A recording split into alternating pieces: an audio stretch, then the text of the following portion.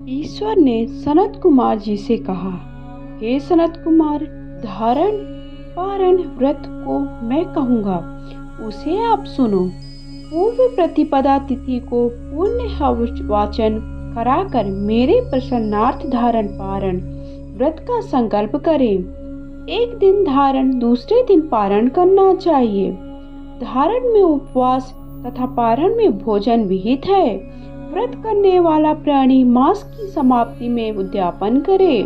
प्रथम श्रावण मास की समाप्ति में कीर्तन पुण्य हवन वाचन कराकर हे मानद आचार्य और अन्य ब्राह्मणों को वरण करे।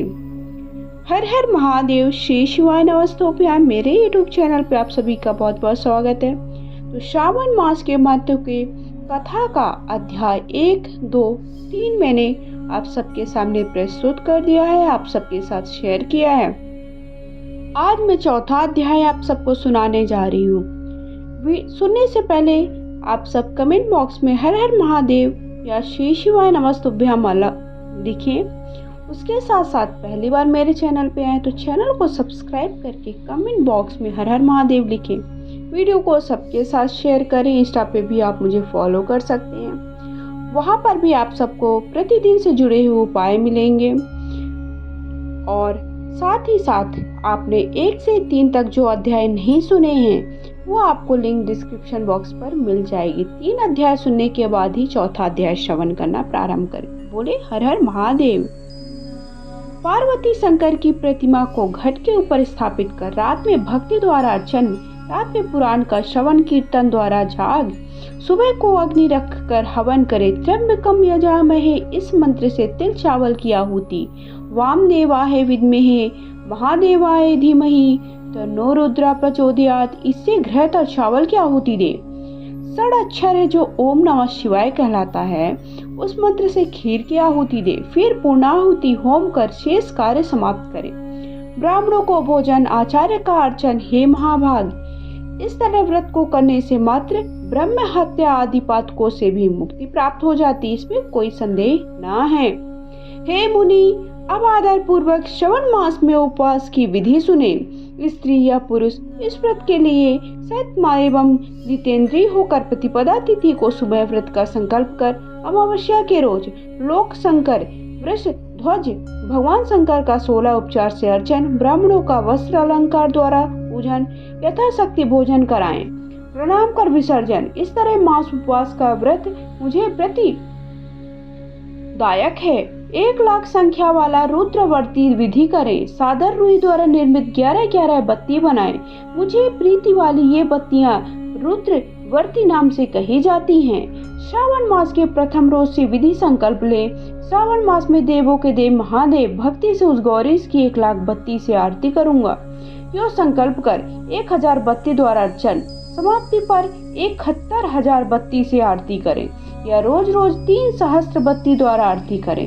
अंतिम दिन 13 सहस्त्र बत्ती द्वारा आरती करें। एक ही रोज 1,00,000 रुद्रवर्ती को प्रज्वलित करें। मुझे प्रिय उन बत्तियों को शुद्ध अधिघृत से सेवन करें। संसार के स्वामी महादेव का अर्चन कथा सुने। सनत कुमार ने भगवान शंकर से कहा, हे देव, मुझ पर दया कर। इस व्रत के प्रभाव तथा किसने इस व्रत को किया, उद्यापन विधि क्या है, कैसे करना चाहिए, ये मुझे बताएं। देखिए, इसमें बता रहा है कि हमें किस दिन कितनी बत्तियों को जलाना चाहिए, कैसे आरती करना चाहिए, कैसे पूजा करना चाहिए। व्रत का संकल्प से लेकर व्रत के उद्यापन तक की सारी जानकारी इसमें आपको देगा। सनत कुमार ने भगवान शंकर से कहा, हे देव, मुझ पर दया कर। इस व्रत के प्रभाव और किसने इस व्रत को किया, उद्यापन विधि और यह मुझसे कहें। भगवान शंकर ने सनत कुमार जी से कहा, हे ब्रह्मपुत्र, आप अवश्य इस व्रत को करें। व्रत श्रेष्ठ रुद्रवर्ती व्रत महान पुण्यप्रद है। संपूर्ण उपद्रव को नाश करने वाला, प्रीति तथा सौभाग्य को देने वाला है, पुत्र पौत्र समृद्धि को देने वाला, भगवान शंकर को बहुत ही ज्यादा प्रिय, उत्तम शिव लोक को देने वाला है। तीनों लोक में रुद्रवर्ती के तुल्य अन्य कोई श्रेष्ठ व्रत नहीं है। इसकी एक पुरातन कथा भी है। जो पुरानी कथा है वो मैं आपको सुनाता हूँ। क्षिप्रा नदी के समुद्र तट के किनारे रमणीक उज्जैनी नाम की पुरी। इस पुरी में सुगंधा नाम वाली बहुत सुंदर वेश्या थी। उस सुगंधा ने युवा पुरुषों और ब्राह्मणों के धर्म भ्रष्ट कर रखे थे। बारंबार बहुत से राजा राजकुमार को नग्न किया, उनके भूषण आदि ग्रहण कर धिक्कार दे उस वेश्या ने उन्हें निकाल दिया। यूं उस सुगंधा ने बहुत प्राणियों को लूटा। उस वेश्या के शरीर की सुगंध 1 कोस तक सुगंधित रहती थी। पृथ्वी पर उसके रूप, लावण्य और कांति किसी की ना थी। नीच कार्य करने के बाद भी रंभा और देवांगनाओं का अपमान करती, पैर की चाल से पथ पथ हंसती और हंसों की चाल की हंसी उड़ाया करती। कौतुकवश किसी समय वह वेश्या भ्रुकुटी और कटाक्षों से कामबाड़ को त्यागती हुई क्षिप्रा नदी पर गई। वहां उसने सब और ऋषियों से युक्त क्षिप्रा नदी को देखा। कुछ ब्राह्मण ध्यान में संलग्न, कुछ जप में लीन, कुछ शिवार्चन, कुछ विष्णु अर्चन संलग्न थे। हे महामुनि, उन्हीं सभी मध्य वरिष्ठ को उस वेश्या ने देखा। उनके दर्शन मात्र से प्रभाव से वेश्या की धन में वृद्धि हो गई। जीवन तथा विषयों से मन हट गया। उस वेश्या ने विवश हो मुनि श्रेष्ठ वशिष्ठ को बारंबार प्रणाम कर सबका पाप कर्मों का नाश का उपाय पूछा। सुगंधा ने कहा, हे अनाथनाथ, हे विपेंद्र, हे योगीश, मैंने बहुत सारे पाप किए हैं। हे प्रभु, उन संपूर्ण पाप को नाश करने वाला कोई उपाय कहें। तब ईश्वर ने बोला, दीवन वत्सल वशिष्ठ मुनि ने उस वेश्या की प्राणी वाणी को श्रवण कर उस वेश्या के कर्मों को जानकर आदर से उस वेश्या से कहा, हे भद्रे, एकाग्रचित होकर सुनो। तेरे पापों का नाश जिस पुण्य से हटेगा वो मैं आपको कह रहा हूँ। हे भद्रे, त्रैलोक्य प्रसिद्ध वाराणसी में जाकर त्रैलोक्य में दुर्लभ इस व्रत को करो। हे भद्रे, रुद्रवर्ती नामक महान पुण्य देने वाला शिव प्रीतिकारक है। हे भद्रे, इस बात के करने मत से तेरी उत्तम गति होगी। भगवान शंकर ने सनत कुमार जी से यो सारी विधि सुनकर वैश्या, खजाना, नौकर, मित्र सत को लेकर काशीपुरी गई। वहां पर वशिष्ठ जी के आदेश के अनुसार व्रत किया।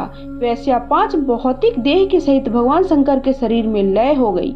जो स्त्री इस दुर्लभ व्रत को करती है, जो वस्तु की इच्छा करती है, वह उसे निश्चित मिलती है। हे सुव्रत मनिकवतियों से महात्म्य सुनो। हे विपेंद्र, इस व्रत को करने मात्र से स्त्री मेरे अर्धासन की हिस्सेदारी होती है। वह स्त्री महाप्रलयान तक मेरी प्रिया होकर निवास करती है। व्रत पूर्ति के लिए इसके व्रतोद्यापन विधि भी कहूँगा।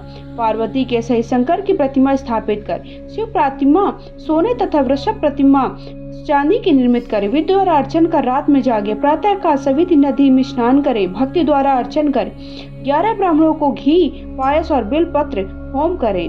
रुद्र सूक्त, रुद्र गायत्री मूल मंत्र होम करें। पूर्ण आहुति कर आचार्य आदि की पूजा कर 11 सप्तनिक श्रेष्ठ ब्राह्मणों को भोजन करा। जो स्त्री इस व्रत को करती है संपूर्ण पापों से रहित हो जाती है। तो इस तरह से श्रावण मास के महत्व का कथा का 4था अध्याय मैंने आप सबके सामने कह सुनाया है। बहुत ही उत्तम है और सारी जानकारी देता है कि हमें व्रत क्यों रखना चाहिए, श्रावण मास का महत्व क्या है, क्यों श्रावण का महीना इतना पावन है, इतना प्रसिद्ध है।